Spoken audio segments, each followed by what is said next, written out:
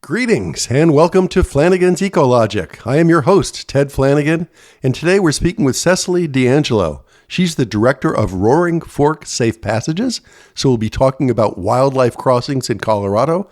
She was also recently elected to the Snowmass Village City Council. Delighted to have Cecily on the podcast today. Hi, Cecily. Welcome to the podcast. It's great to see you. Ted, it's great to be here. Thanks for having me. Yeah, I'm really delighted to chat with you. And I've already introduced you as the director of Roaring Fork Safe Passages. So we want to talk about some wildlife crossings and also introduced you as quite a recent member of the city council in Snowmass Village, Colorado. So congratulations for that. And definitely want to talk about that. So let's go all the way back. I think you were born and raised in the Roaring Fork Valley of Colorado, which is sort of paradise, right? That's correct. My parents met in Gunnison, Colorado, and Crested Butte, and then moved to Aspen right before I was born. My mom's family had been there since the late 40s, yep. And they moved into her family home, and that's where I was born and raised for the first 5 years of my life. And my husband and I moved back in 2018 to the valley. It was just magnetic. It drew you back, right? It's hard to stay away. Yeah. Hard to stay away. It's just it was hard to come home too.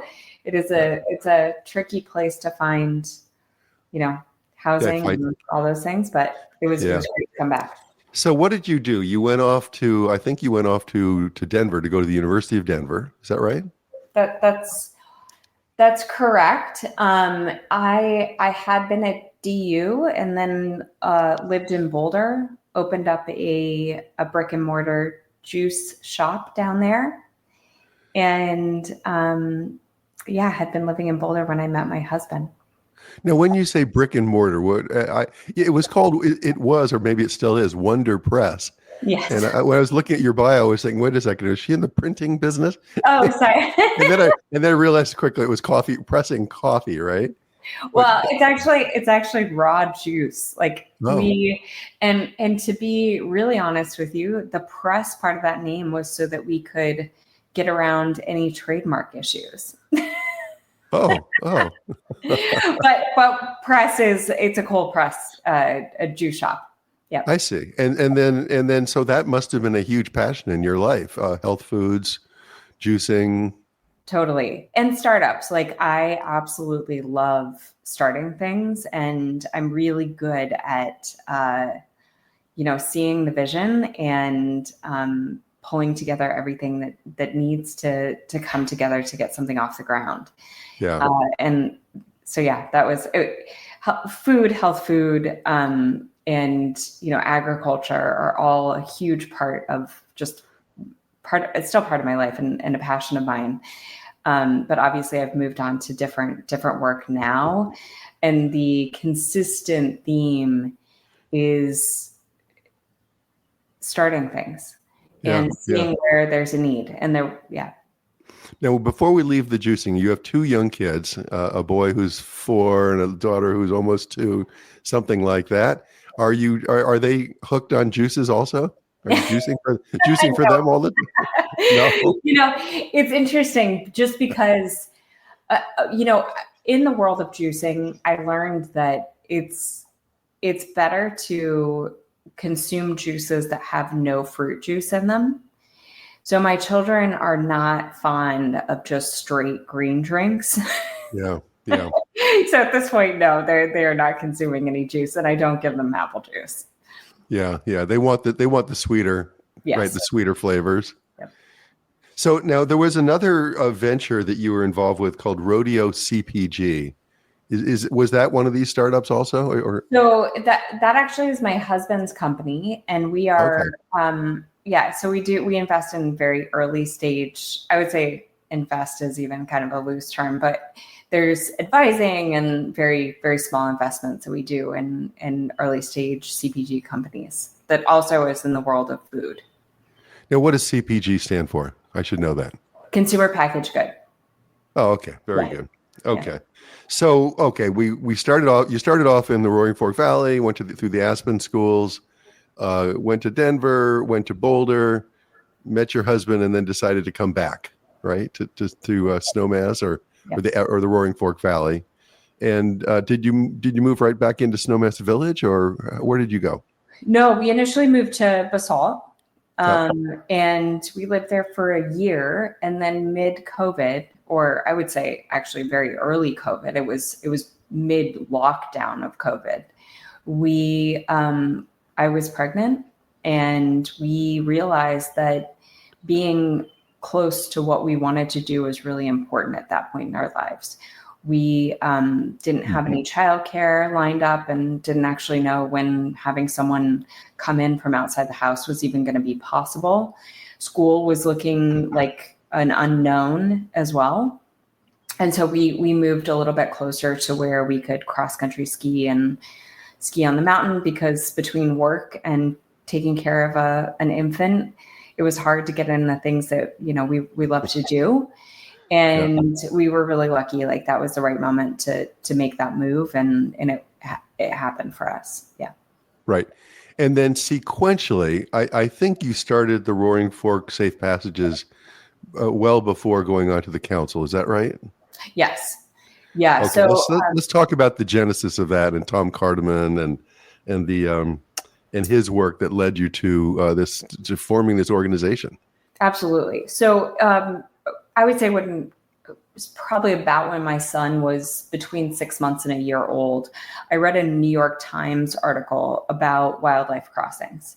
And some of you may have read this article. It was an extraordinary overview of the world of creating overpasses, underpasses, and various types of crossings, utilizing continuous fencing between those crossings to direct animals over and under highways. And in that article, what I realized is that wildlife vehicle collisions are not only something that we can completely avoid, but they are also, the animals gladly use these structures to reconnect them in a more seamless manner to the habitat that they need to access on each side of the highway. And the other thing cited in this article was that these types of structures have between an 80 and 95% efficacy rate. So when you put them in place, you are truly reducing the level of vehicle collisions by up to 95% if implemented correctly. So when I read this article, I was like, wait, what? This is like and I am a environmentalist at heart. I spend a lot of time thinking about climate change and biodiversity and just our planet in general and what we can do. And I was like, this is a solvable problem. This is a problem that I see every single day in our valley, whether it's bears, elk, deer, all the biodiversity that tries to get across, small baby animals and foxes and bunnies. And, it's just, there's so many creatures that are slaughtered on Highway 82 on a daily basis. And this is a problem that we can solve. Yeah. And it just it hit me, and I was like, this is what I want to do. But honestly, at that moment, I figured somebody in our valley was doing something about it. I had a young child. I didn't have childcare yet.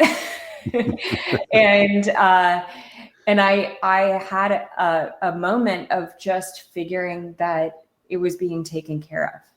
Yeah. Yeah. And you had just grown up seeing all these animals dead on the side of the road. I mean, right? Yeah, absolutely. And the problem worsening over time. So we have a very deadly type of highway where the animals do not perceive the number of cars on our roadway to be a complete blockade. So they do attempt crossings. However, there are not enough spaces between cars passing for the animals to cross safely. Yeah. Yeah. So unlike, a highway in Los Angeles, most animals would just perceive that to be a complete barrier. And often attempts are thwarted before they even go out onto the road because they just see that as a fence. Yep. Not to say that they do attempt sometimes, but it's more likely to end up in the animal turning around. Highway 82 is a high volume roadway, but the animals are willing to try, which means that there are a lot of wildlife vehicle collisions. Right. And for the sake of our listeners that aren't familiar with the Roaring Fork Valley, we basically got from Aspen heading, northwest to Glenwood Springs, following the Roaring Fork River, is this Roaring Fork watershed, and right down smack following the river basically is Highway 82. And that's so interesting what you said about that the animals actually really want to use the crossings. I think a lot of people are like, well, you build a crossing, and are they really going to use that crossing, or are they going to still try to find another way of getting across the highway? But you're saying they're happy to have these passages. Yeah, I mean, I think that it does. There's a level of human influence. You have to fence them so they don't really have another choice. Mm-hmm. But that being said, once the patterns are learned, the animals are using them on a regular basis, and it is connecting huge swaths of protected land in many of the places where these have been implemented. So it's connecting them seamlessly so the animals can move and do move happily between their habitats, which is obviously really important. Yeah. And you threw out these very high efficacy rates, and I was reading that I guess some of Julia Kinch's work near Silverthorne, Colorado, there's one study, decreased 94% decrease in accidents or animal deaths there. Amazing results, right? I mean, really remarkable. That was the Highway 9 project.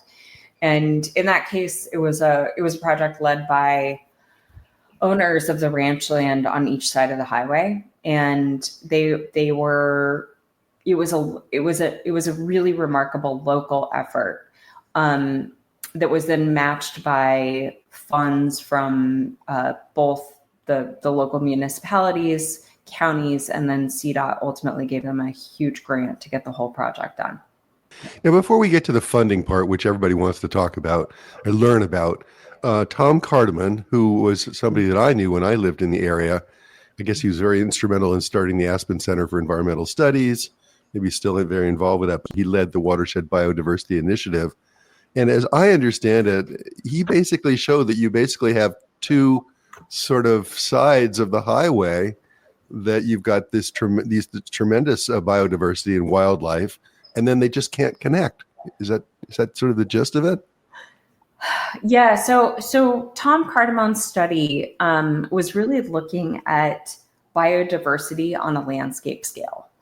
And this study was looking at both protection and restoration for natural biodiversity and habitat connectivity on a landscape scale in the Roaring Fork Valley and the Roaring Fork Valley watershed. One of the aspects of this study that was the most important to our work and was we were able to take the watershed biodiversity off of the shelf and into real recommendations for where we put these crossings, looking at the places with the greatest opportunity for restoration, and actually looking for some of the places that have the greatest opportunity for additional protection. Mm-hmm. And those often align with the places where animals are already crossing the highway. And unfortunately, the way we know the places where the animals are crossing the highway most frequently is that's where they're getting hit the most often. And we don't have perfect data on that. Not every single animal, not by a long shot. We're not seeing every animal that's getting hit. Some of them run to the side of the road and die, on the side of the road far off. Some of them keep going for a while and die days later. Others just never get reported. So we're missing a lot of that information. That being said, we can still see hotspots with the data. And so the Watershed Biodiversity Initiative was aligned I'm sorry. So as you created a layer of looking at the Watershed Biodiversity Initiative and these locations for the greatest potential for restoration and protection, on top of the areas where we were seeing the most wildlife vehicle collisions, that is one of the ways that led us to the recommendations for where we do mitigation work in the Roaring Fork Valley. And Tom had done this work after retiring from ACES. I believe he commenced the study in 2017, and he finished it up in 2022.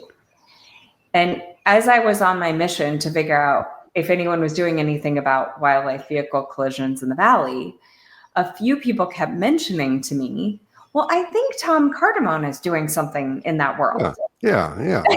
So I had not met him yet, but his name kept coming up as I was kind of poking at the fire to see what was being done about this issue in our valley. And so how did it start out? I think was it the ski company's support for some analysis related to the elk camp development? So no, it was close. So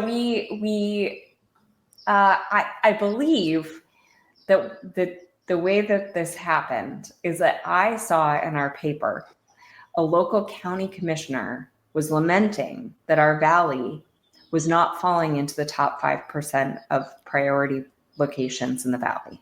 And if you were, then you would get this Colorado Department of Transportation funding for this, right? You would be closer to the top of the list. Yes. I see.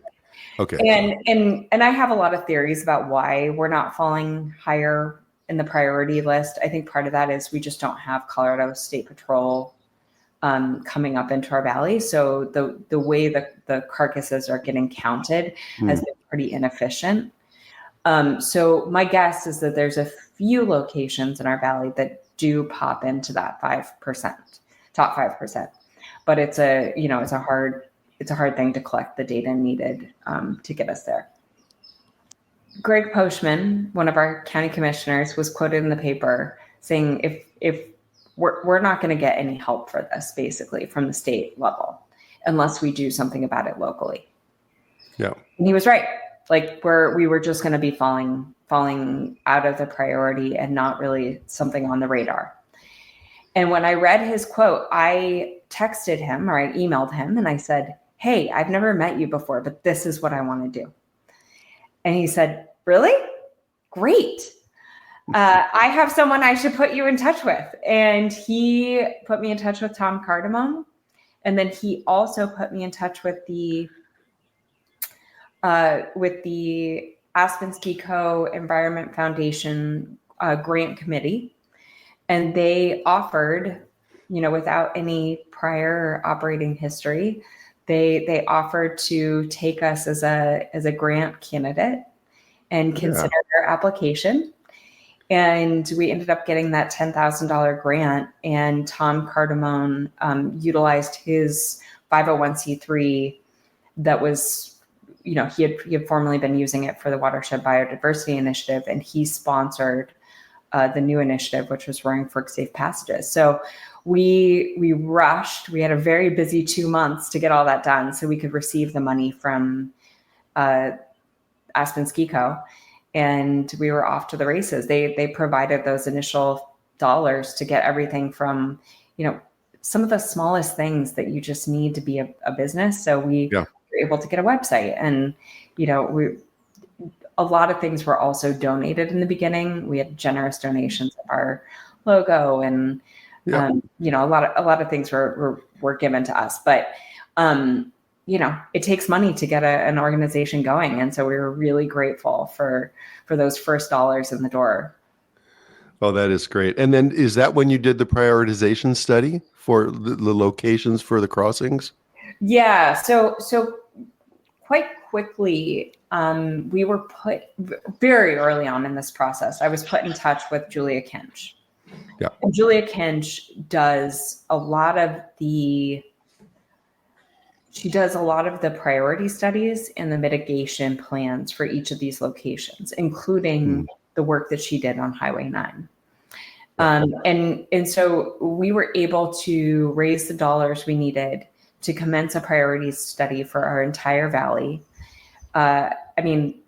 This started in September, and by December, I was able to commit to her, and she was able to commit to us. And I believe that we could commence the study maybe in February or March of that year. So it all happened really quickly, and we were able to engage with Julia and get her on board, which I consider ourselves like really lucky. There's not that many people who are experts in this field, and she is one of them. I looked at the study. It's well done, and it shows the different parameters and how you rated the tier 1 and tier 2 and tier 3 locations. Now let's talk a little bit about money. We had Beth Pratt on the podcast, or I've had Beth Pratt on the podcast, and the Annenberg Wildlife Crossing out here is like $100 million project, which I guess in the world of highway construction is no big deal, but to the rest of us, that's a big number. It's a huge project. Yeah. And so I presume that the crossings over Highway 82 would be nowhere near that expensive, but still in the $10 million range for each crossing, something like that. Yeah. So I would say that currently, if you're gonna currently, you could estimate that the underpasses or more simple overpasses are in the $10 million range, but I would add like another $5 million to each of those numbers just to like account for inflation and really account for building in our valley. Yeah. And bringing materials, goods, and finding labor in the Roaring Fork Valley is incredibly difficult. Right. But yeah, we're at probably like a $15 million per overpass and maybe a 10 to 12 for an underpass. Some of the locations may require a more complex overpass, and that could be even more expensive. It could be up to like 20. So how are you dealing with that? As I understand it, you found 3 to 5 locations that you really thought these are the spots to put an overpass. Now, how are you going about trying to get money for this? Yeah. So essentially, what we did is we took the priority study and then we broke it down. And we currently are looking at the location that exists from the Aspen Airport to Aspen Village. And that's like a 5-mile segment, maybe 7-mile segment that's in the Upper Valley. And in that segment, there's 5 locations that are eligible for an overpass or underpass. And it's not that we'll necessarily build all of them, but you would have an incredible network if we did. And there's 5 locations that are well suited for those. In the remainder of the valley, we actually are just launching into our recommendations for each location, and not all locations are well suited for connectivity. Mm-hmm. And sadly, the reason being is there's too much development or potential for development. So those locations that are not eligible for additional connectivity, meaning overpasses or underpasses, our work is to ensure that we are fixing any problems in those areas that could be inadvertently leading to more wildlife vehicle collisions. Mm-hmm. So it's really a matter of looking at fence-ins. Are there places where we should put additional fencing that there isn't currently? Is there a place where animals are getting funneled onto the road and it's a blind spot for drivers? Unfortunately, those locations are a bit trickier because you have to decide what to do there, and putting a safe passage for the animals is not viable. Right. But now let's go back up valley or near the Yeah. airport, near the Yeah. Snowmass Village. Are you trying to raise funds to build Oh, a right. crossing? Back to raising funds. So we have partners. We have local government partners, and we're hopeful that they may come to the table with some initial dollars. We are going to be heavily reliant on local donors. Yep. And then there's a chance at some point that the state will come to the table with some funds to help us make this happen. And is part of the state's motivation to protect drivers? Are they? Oh, Or is it? absolutely. Yeah, Absolutely. because there's a lot of accidents that end up in serious problems for the drivers as well. Yes. Right. Yep. Right. Okay. Yeah. So it's a motorist safety issue. And in our valley, over 30% of crashes are attributed to wildlife. So it's a big problem. It's not just like a small, And we also are dealing with, elk, which are large animals. Yeah. And actually we have a growing population of moose. Yeah. And so those are really dangerous animals, and they're quite tall, and they tend to come into drivers' windshields more often than other ungulates. Yeah. Yeah. Oh, that's awfully scary. So now, as if you didn't have anything else to do, with two young kids starting this organization, this amazing initiative, you decided to run for council in Snowmass Village. What possessed you? Congratulations, you won. What possessed you to take that on? Well, I think I honestly I was inspired by the former prime minister in New Zealand who did, I think she was one of the first world leaders to give birth and while she was in office. And I think that often we are lacking, whether it's local politics or national politics, we're lacking the voice and perspective of young families, and especially from the perspective of women. So I felt motivated to run in order to bring that to the table. And honestly, building infrastructure and building, I would say right now we're just proposing infrastructure and working with different levels of government has been a fascinating project. And I am always really interested at each player that comes to the table to keep our local roads working, our state roads working. And so that process has been ongoing for me with Safe Passages. But interestingly, the work on town council has actually also been,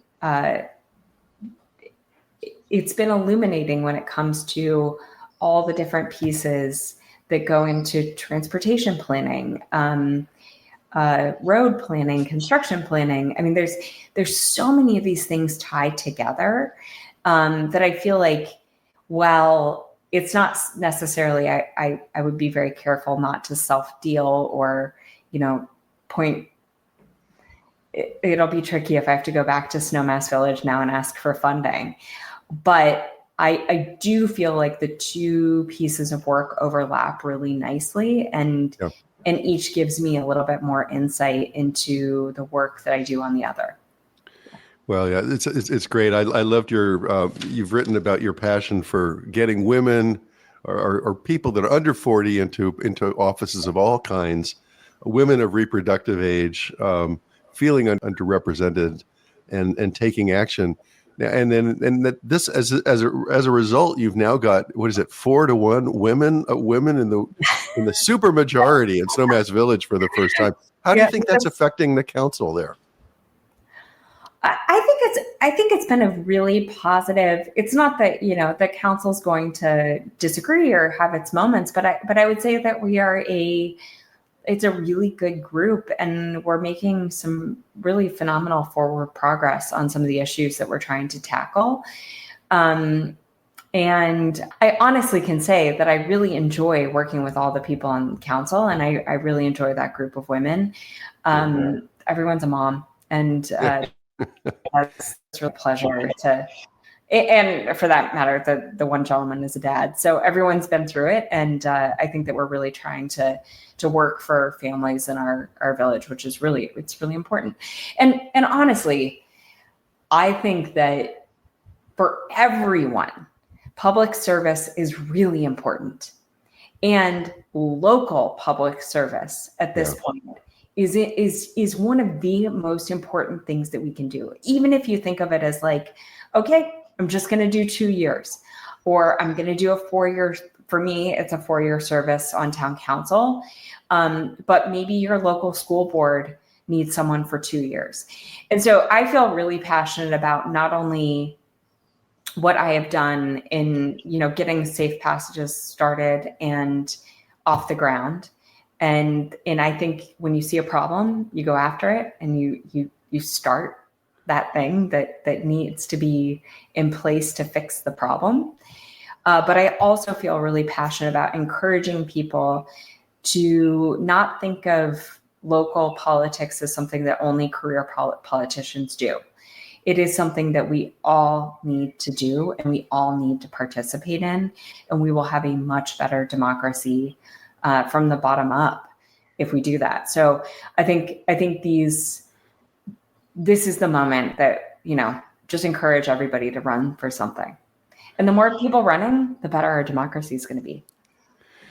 Well, thanks so much. This has been a great conversation. I think we should end there because you make a strong statement, and I concur with you. Congratulations on being a mom, having a family, growing a family, starting Roaring Fork Safe Passages, and we'll look forward to your progress as you go on. And congratulations for being part of that women majority government in council, and being a role model for so many others. So really appreciate your time on the podcast today. Thank you so much, Ted. That's it. Thanks for listening to Flanagan's Ecologic. We'll see you next time.